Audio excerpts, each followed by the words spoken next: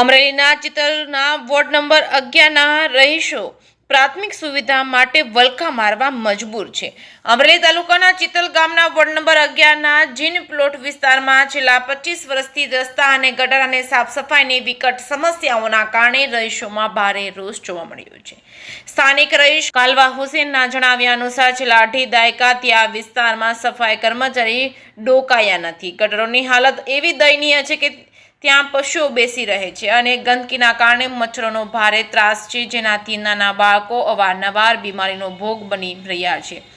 નિયમિત વેરા ભરવા છતાં ગ્રામ પંચાયત દ્વારા આ વિસ્તાર પ્રત્યે ઓરમાયું વર્તન રાખવામાં આવી રહ્યું છે. આમ આદમી પાર્ટીના કાર્યકર્તા પરેશસિંહ પલવારે જણાવ્યું હતું કે ધૂળ ખાડાથી ગામમાં જવા માટેનો રોડ માત્ર 2-3 મહિના પહેલા બનેલા છે. સીસી રોડમાં અત્યારથી જ મોટી તિરાડો પડી ગઈ છે. આ રસ્તા પર કોઈ ભારે વાહનો ચાલ્યા ન હોવા છતાં તિરાડો પડવી એ સીધો ભ્રષ્ટાચાર હોવાનું જણાય છે. વધુમાં અગાઉ નાખવામાં આવેલા બ્લોક પણ જર્જરિત થઈ ગયા છે. નામું નિશાન રહ્યું નથી. આ બાબતે ટીડીઓને લેખિત રજૂઆતો કરવામાં આવી છે, જેના જવાબમાં ગ્રામ પંચાયતે બધું વ્યવસ્થિત છે તેવો ખોટો અહેવાલ રજૂ કર્યો છે. વાસ્તવિક પરિસ્થિતિ વિડીયો અને ફોટોમાં સ્પષ્ટ દેખાય છે. પછાત વર્ગના લોકો અત્યંત દયનીય હાલતમાં જીવી રહ્યા છે. ચિત્તલના રહીશોની માંગ છે કે આ વિસ્તારની સમસ્યાઓનો ત્વરિત નિકાલ લાવવામાં આવે, રસ્તાના કામમાં થયેલા ભ્રષ્ટાચારની તપાસ કરવામાં આવે. જો આગામી દિવસોમાં યોગ્ય પગલાં લેવામાં નહીં આવે તો ઉગ્ર આંદોલનની ચીમકી પણ ઉચ્ચારવામાં આવી છે. જે.કે. સિંહ ગુજરાતી સાથે જૈનિક સુજિત્રા, અમરેલી. હા, મારું નામ કાલવા હુસેન છે. અમે ચિતલ ગામમાં જીનપ્લોટ વિસ્તારમાં વોર્ડ નંબર 11માં રહીએ છીએ. અહીંયા લગભગ અમે 25 વર્ષથી આ એરિયામાં આ વિસ્તારમાં રહીએ છીએ અને અહીંયા સતત રોડ રસ્તાની અને ગટરની એટલી બધી સમસ્યાઓ રહે છે. મતલબ અહીંયા કોઈ એટલું બધું ધ્યાન આપવામાં નથી આવતું. અહીંયા રોડ બાબતે સાફ સફાઈનો બહુ અભાવ છે. મેં તો એટલા વર્ષમાં જોયું છે કે આ વિસ્તારમાં કોઈ સાફ સફાઈનો કર્મચારી નથી રાખેલો એમ આટલા વર્ષની અંદર. અને ગટર તમે જોઈ શકો છો, જોવું હોય તો મતલબ કૂતરા બેઠે છે. ગટરની અંદર કૂતરા બેઠેલા હોય છે જેમ ફાવે એમ. અને અહીંયા છોકરાઓ અમારે નાના નાના રહેતા હોય છે, તો અહીંયા મચ્છરની પ્રોબ્લેમ કે બીમારી જે તે છોકરાઓને થયા રાખે છે. આ બાબતે ઘણી બધી વખત અમે પંચાયતમાં અને બહુ બધી જગ્યાએ કરેલી છે જાણકારી કે ભાઈ તમે અમારા ગટરમાં સાફ સફાઈનો મુદ્દો સોલ્વ કરો, પણ કોઈ પણ વ્યક્તિઓ પૂરતું ધ્યાન આપતું નથી જે લેવલથી આપવું જોવે એ રીતે.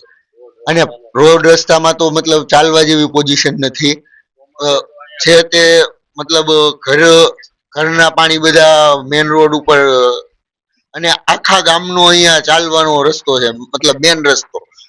તો બધા ગામવાળાઓને પણ ચાલવામાં તકલીફ જેવું ઊભું થયા રાખે છે વારા ઘડીએ.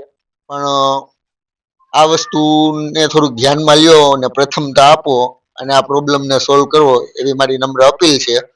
Thank you. મારું નામ પરેશસિંહ બી પલવાર, આમ આદમી પાર્ટી તાલુકા મહામંત્રી, અમરેલી, ગામ ચિત્તલ. હવે અમારા ચિત્તલ ગામમાં જીનપ્લોટ ધૂળખાડા વિસ્તારમાં અહીંયા જે સામાન્ય માણસો જે રહે છે એને ગટર, રોડ, રસ્તા, સ્ટ્રીટ લાઇટ એવી જે પ્રાથમિક મૂળભૂત સુવિધાઓ જે મળવી જોઈએ, જેનો અધિકાર છે, તે પણ મળતી નથી. અને એ બધા પાણી વેરો, ઘર વેરો, સફાઈ વેરો નિયમિતપણે ભરતા હોવા છતાં પણ અહીંની ગ્રામ પંચાયત એની અનેક વાર રજૂઆત કરવા છતાં એની કોઈ નોંધ લેતી નથી. ત્યારે મને એણે વાત કરતા મેં અહીંયા સ્થાનિક લેવલે પણ વાત કરી, પછી ટીડીઓ સાહેબને વાત કરી મૌખિક રીતના ફોનથી.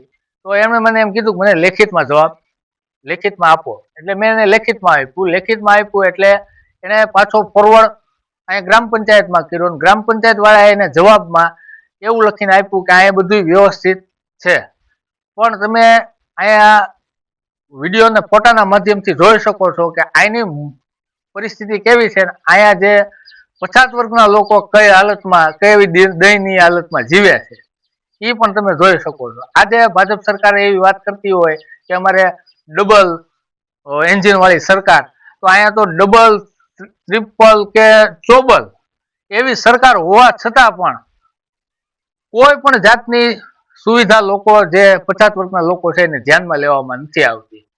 માત્ર ને માત્ર ચૂંટણી ટાઈમે મત ભોળવીને એની પાસેથી લઈ જાય છે.